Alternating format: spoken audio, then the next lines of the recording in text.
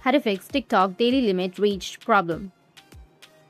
So if you want to fix your TikTok daily limit reached problem, then what you need to do is first, you just need to simply open up your TikTok application. After opening your TikTok, you need to go with your profile, which will be on the bottom right. From your profile, you need to go with the three horizontal lines, which will be on the top right, and then go with settings and privacy. Under settings and privacy, you need to scroll down a bit, and you will find an option of time and well-being. You need to tap on it.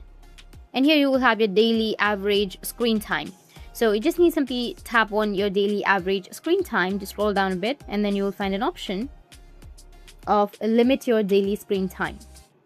So if this is turned on, then you just need to simply go and turn off the limit. After turning off your daily limit of your screen time, your problem will be fixed. But if that doesn't fix your problem, then make sure that you've updated your applications. Go with your Play Store.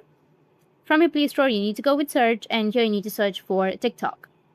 After searching, if you have any updates on your TikTok, just simply go and update it and restart your device. That's it, and if you have any questions, feel free to comment below. Thanks for watching.